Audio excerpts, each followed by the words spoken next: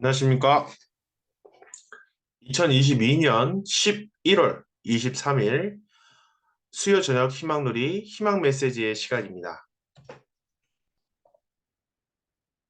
저는 최근에 읽은 책이 한 권 있는데요. 여러분은 혹시 존 리라는 사람을 알고 계신가요? 여러 예능 프로그램에도 나왔던 사람인데요. 이 존 리라는 사람은 정말 유명한 금융인입니다. 그래서 메리츠 자산운용 전 대표이사이기도 했었는데요. 최근에 이 사람이 쓴 다양한 책들이 있는데 존 리의 금융문맹 탈출이라는 책이 있더라고요. 그래서 그 책을 읽으면서 참 마음에 와닿았던 부분이 있었습니다. 주식 함부로 팔지 말아라 라고 하는 말이 있었는데요. 그러니까 이게 주식을 사고 나서 잠깐 오른다고 뭐 5% 10% 오른다고 팔지 말고 주식이 가격이 떨어지기 시작했다고 해서 충격받아서 팔지 말고 그렇게 해서 함부로 팔지 말고 꾸준히 가지고 있어야 된다라고 얘기를 하더라고요. 그래서 그 중에서 진짜 인상 깊었던 표현이 있었는데 지금의 5%, 10%, 20%가 아니라 1000%, 그러니까 100배, 50000%, 500배 오를 수 있기 때문에 장기적으로 가지고 있어야 한다라고 얘기를 했었습니다. 그래서 그걸 보면서 와, 이거 지금 내 얘기하는 거 아니야? 라고 생각이 좀 많이 들었던 것 같은데요. 저는 사실 성격이 아주 급해서 냅다 팔아버립니다. 그래서 뭐 5% 어, 오르고 있다. 그러면 이제 5% 오르고 있으니까 그냥 이익을 보고 빨리 이거를 팔아야겠다. 또 떨어지고 있다. 그러면은 더 떨어지더네 빨리 팔자 하는 그런 성격을 갖고 있는 것 같습니다. 네, 그래서 최근에 또 저는 운전면허 시험을 보기 위해서 또 학원에 다니고 있는데요.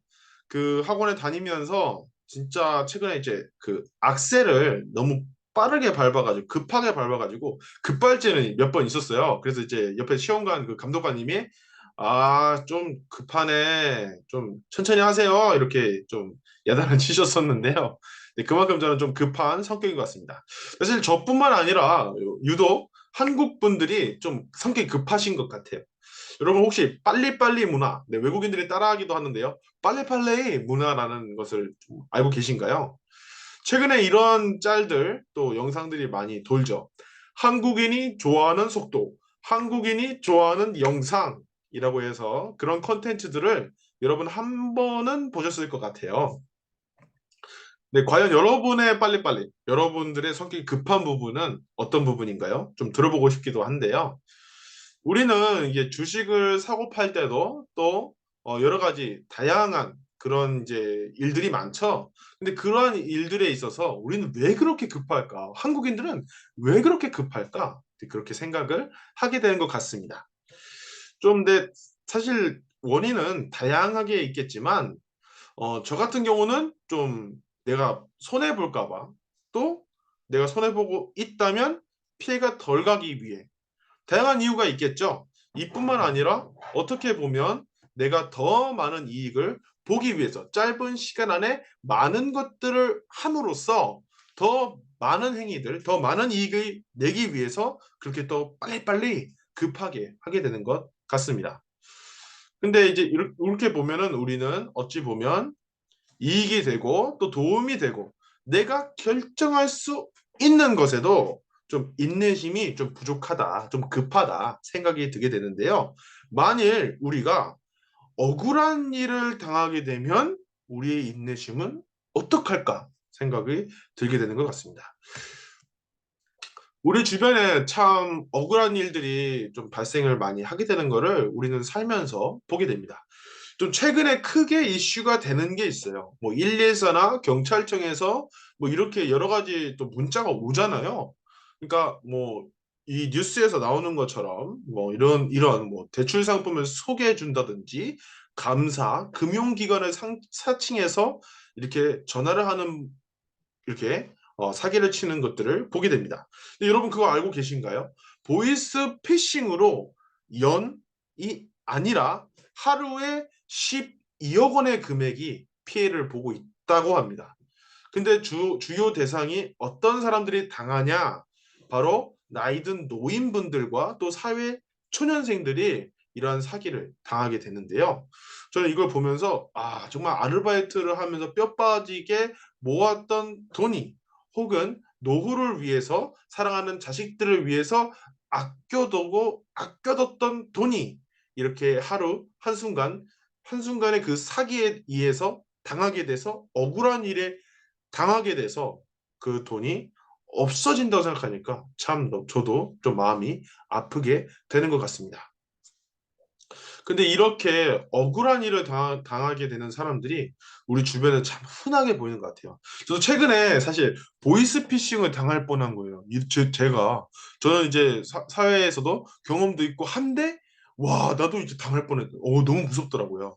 근데 그런 걸 보면서 참 제 주변에도 사실 있거든요. 몇 천만 원 좀 보이스피싱 당하신 분들 보게 되면 좀 그 사연을 듣게 되면 저도 모르게 참 마음이 아픈 것 같습니다. 근데 저는 오늘 참 억울한 분들이 세상에는 참 많을 거고 여러분들 중에서도 좀 억울한 일을 당했던 분이 계실 수도 있는데요. 저는 세계에서 가장 억울한 사람이라는 이야기를 한번 들어보고자 합니다. 이 사람은 성경에 나오는 사람이에요. 그래서 욥이라는 사람입니다. 그림에 보이는 것처럼 욥은 많은 가족들을 데리고 있었고 참 의인이었고 그러니까 의인이라는 게 뭐예요? 진짜 좀 선한 사람 또 존경받는 사람을 우리는 의인이라고 얘기를 하잖아요. 게다가 의인이었는데 많은 재산과 또 부를 가지고 있었어요. 그래서 당시 사람들은 나는 욥 같은 사람이 되고 싶다. 저 사람처럼 되고 싶다. 참 롤모델 같은 사람이었습니다. 근데 이러한 롤모델 욥에 대한 이야기를 하는데 왜 억울한 사람이라고 하게 됐는지 여기서부터 시작이 되게 됩니다. 어느 날 사탄과 하나님은 이야기를 하게 돼요. 사탄은 욥이 의인이고 욥이 하나님에 대한 그 믿음과 순종은 가진 재산과 부와 명예로부터 나온다고 생각했습니다. 그래서 하나님한테 사탄은 이렇게 얘기를 해요. 하나님, 내가 만약에 욥한테서 모든 것을 뺏는다면 욥은 당신을 버릴 거예요. 얘기를 합니다. 그러나 하나님은 이렇게 얘기를 하죠. 아니야. 욥은 절대 그런 일이 없을 거야. 라고 얘기를 합니다. 이에 사탄은 그래요? 그럼 자신 있어요? 제가 한번 모든 것을 뺏어서 당신을 버리도록 만들겠어요. 라고 하게 됩니다. 사탄의 시련이 시작됩니다. 그림에 보이는 것처럼 욥은 정말 많은 시련과 고난을 주위에서부터 받았지만 가장 힘들었던 것은 바로 사탄의 시련이었습니다. 먼저 사랑하는 가족들 그리고 아끼고 아꼈던 자녀들이 죽었습니다. 그리고 아내도 떠나고 부와 재산 가지고 있는 모든 것을 잃었습니다. 정말 그동안 모으고 존경을 받았던 그런 부와 재산과 사랑하는 가족들이 다 죽게 되고 잃게 됐습니다. 뿐만 아니라 자기 자신한테도 시련이 찾아왔는데 그것은 온몸에 고통스러운 악성 종양이 들끓기 시작했습니다. 너무 아팠어요. 그때 욥은 이렇게 외쳤습니다. 차라리 저를 죽여주세요라고 하나님께 절규하기 시작했습니다. 그리고 욥은 이렇게 얘기를 하게 돼요. 이는 곧 나를 멸하시기를 기뻐하사 하나님이 그의 손을 들어 나를 끊어버리실 것이라 라고 얘기를 합니다. 어찌 보면 당연한 말일 수도 있어요. 그러니까 하나님이 나에게 고통을 지금 주고 있고 사탄의 손을 들어서 나를 끊어버리고 있다. 나를 죽이려고 하고 있다라고 그렇게 하나님을 비난합니다. 어찌 보면 절박한 절규일 수도 있어요. 여러분 생각해 보세요. 여러분이 만약에 사랑하는 가족이 있어요. 사랑하는 아내가 있고 사랑하는 남편이 있고 또 사랑하는 아이들 그리고 어찌 보면 부모들이 있습니다. 근데 그 사랑하는 사람들이 어느 한순간에 갑자기 나의 곁을 떠나가고 다시는 돌아오지 않는다. 그리고 내가 지금까지 열심히 해왔던 그 것들, 일들, 그리고 내가 모았던 돈들이 하루 한순간 하루 아침에 없어진다면 여러분도 욥처럼 하나님을 비난할 수도 있습니다. 저도 그럴 것 같아요. 솔직히 얘기하자면 참 어려운 상황 속에서 어찌 보면 절규와 절망만이 가득하고 희망은 전혀 보이지 않는 상황 가운데 욥은 있었습니다. 그러나 하나님은 한계에 부딪힌 욥에게 오히려 보여주었습니다. 그동안 자신이 얼마나 많은 창조와 얼마나 많은 사람들을 만드시고 그 창조의 권능과 영광을 보여주셨습니다. 그리고 욥은 한계를 깨달아요. 그리고 이렇게 얘기를 합니다. 내가 죽게 대하여 귀로 듣기만 하였사오나 이제는 눈으로 주를 배움나이다. 그러므로 내가 스스로 거두어 드리고 티끌과 제 가운데에서 회개하나이다 라고 얘기를 했습니다. 욥은 그동안 자신의 절규를 반성했습니다. 욥은 하나님을 판단했어요. 하나님은 나에게 벌을 주기 위해서 그랬던 거야. 하나님은 지금 나에게 벌을 주기 위해서 하고 있고 하나님 지금 나한테 해줄 수 있는 거 없어 라고 자신은 하나님을 알지 못하는데 마치 아는 것처럼 하나님을 판단했죠. 그리고 하나님을 비난했어요. 그렇지만 욥은 자신의 한계를 깨닫고 아니 그렇지 않았다. 하나님은 변함없이 그리고 그 복잡한 세상을 주관하시면서도 오히려 나를 버리지 않으셨다라는 것을 알게 되었습니다. 그리고 선하게 주관하시는 하나님이심을 알게 되었죠. 그리고 이렇게 외쳤습니다. 티끌과 죄라고 표현했죠. 자신의 고통과 시련을 티끌과 죄라고 표현했습니다. 무슨 의미죠? 아무것도 아니라라고 얘기를 한 것입니다. 오히려 감사와 영광으로 받아들이게 된 거죠. 그래서 마지막에 어떻게 됐을까요? 욥은 가장 억울했던 사람이지만 가장 복받았던 사람이었습니다. 욥은 나를 탓하는 그 네 고통은 네 고생은 네 시련은 네가 잘못했기 때문에 그럴 거야 라고 얘기했던 사람들을 탓하지 않았어요. 그리고 하나님에 대해서 절대적으로 원망하지 않았습니다. 그리고 욥은 끝내 이전보다도 훨씬 더 큰 복을 받게 되었죠. 이것이 끝까지 인내했던 욥의 이야기였습니다. 여러분 근데 우리는 한번 생각해 볼 필요가 있어요. 시련은 과연 누가 줄까? 하나님이 주시나요? 아니죠.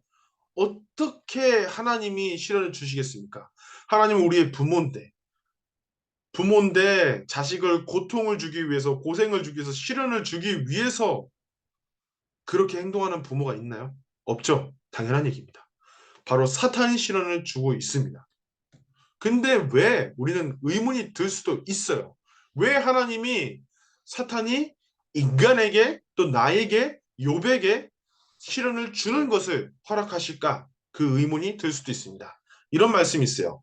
수많은 종교인들이 죽고 이러는데도 불구하고 왜 하나님이 직접 나타나서 못 가르치느냐? 이거예요. 사탄을 사랑해야 돼요. 라는 말이 있습니다. 인류의 우리는 타락을 알고 있죠. 아담과 헤아가 어떻게 됐죠? 말씀을 지키지 않고 자기 중심적으로 행동하고 멋대로 행동해서 타락을 하게 되었습니다. 그 가운데 사탄, 타락한 정사장이 개입되었죠. 사실 사탄은 이렇게 하나님한테 말하고 있어요. 하나님은 저렇게 손가락질하면서 저렇게 타락한 인간들이 아니라 오직 나만을 사랑해야 된다. 저들을 사랑하거든 나를 먼저 사랑하세요 라고 하나님에게 얘기를 하고 있습니다. 그렇기 때문에 하나님은 사탄이 있기 때문에 사랑하는 아들, 딸을 구하려고 사탄을 사랑할 수밖에 없으신 거죠. 저는 그런 이야기가 바로 욥의 이야기라고 생각이 되어집니다. 하나님은 자기 사랑하는 아들을 욥을 공격하는 사탄을 공격하지 않았습니다. 오히려 어떻게 했죠? 욥을 통해서 사탄을 품으셨습니다. 욥에게 정말 사탄은 엄청 큰 고난과 시련과 고통을 안겨줬죠. 사랑하는 자식들을 뺏고 가족을 뺏고 부와 재산을 뺏고 온몸에 악성 종양을 들끓게 하면서 죽는 게 오히려 편하게 느껴질 정도로 그렇게 고통을 줬습니다. 근데 욥은 어떻게 했죠? 변하지 않는 하나님처럼 변하지 않는 모습으로 끝까지 인내했습니다. 오히려 고통과 시련을 하나님에 대한 감사와 기쁨과 영광으로 받아들였죠. 그 결과 사탄은 욥에 대한 공격을 멈췄고 욥은 이전보다도 훨씬 더 큰 복을 받게 되었습니다. 저는 욥의 이야기가 오늘날 우리들의 이야기이지도 않을까 생각을 하게 되었습니다. 사실 이 영상을 보고 있는 몇 분들은 통일교인이라는 이유로 혹은 국제가정이라는 이유로 어려움을 겪은 경험이 한 번쯤은 있으실 겁니다. 차별을 받기도 하고 괴롭힘을 받기도 하고 왕따를 당하기도 했었던 그 어려웠던 순간순간들을 저는 지금도 친구들에게 들을 때마다 좀, 참 눈물이 먼저 나오게 되는 것 같습니다. 그리고 최근에 저는 정말 안타까운 식구님이 이야기를 들었습니다. 이 식구님은 정말 천복 활동을 굉장히 열심히 하셨습니다. 장사를 하면서 얼마 되지 않는 돈을 모으고 모아서 아끼고 아껴서 정말 열심히 헌금하고 열심히 교회 활동하고 열심히 전도해서 430가정 승리를 하셨어요. 근데 얼마 전에 교통사고로 당하셨습니다.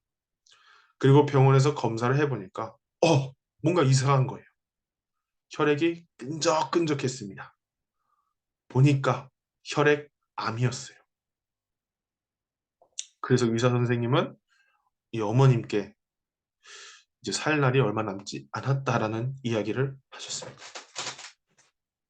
엎친 데 덮친 격이라는 말이 이런 말에 쓰이는 말이지 않을까 생각이 듭니다. 그 어머님은 현재 남편이 치매 증상을 앓고 있습니다. 아들은 교회에 나오지 않습니다. 그런 이야기들도 있습니다. 이 밖에도 여러 어려운 어려움들이 즐비하고 있죠. 근데 이런 말씀이 있어요. 천만인 앞에 내몰리는 자는 천만인의 복을 받을 것이요 인류 앞에 내몰리는 자는 인류의 복을 받을 것이요 하늘 땅 앞에 내몰리는 자는 하늘 땅의 복을 받을 것이다 라는 말이 있습니다. 어찌 보면 나에게 주어지는 지금의 시련과 고통과 고생이 있는 만큼 하나님은 더 많은 이들을 사랑하실 수 있습니다. 그리고 반드시 여러분에게 더 큰 복이 함께 할 것입니다. 저는 이 자리를 빌어 여러분에게 한 가지 다짐을 하고자 합니다. 저는 혈액암 투병 중이신 어머님을 위해 최선을 다하겠습니다. 그것이 저와 하나님 그리고 하나님이 주실 수 있는 사랑이라고 생각하고 있기 때문입니다. 저는 마지막으로 이 말씀을 드리고 싶습니다. 여러분의 고생이, 여러분의 고통이, 여러분의 시련이 빛나는 여러분의 인내를 통해서 감사로, 기쁨으로, 성장으로 나아갈 수 있습니다. 그리고 반드시 큰 복이 여러분과 함께 할 것입니다. 하나님은 여러분을 기억하십니다. 사랑하는 여러분, 감사합니다. 사랑합니다. 네, 2022년 11월 23일 희망누리 희망 메시지 시간이었습니다. 언제나 아름답고 밝게 빛나는 여러분의 미래를 응원합니다. 감사합니다.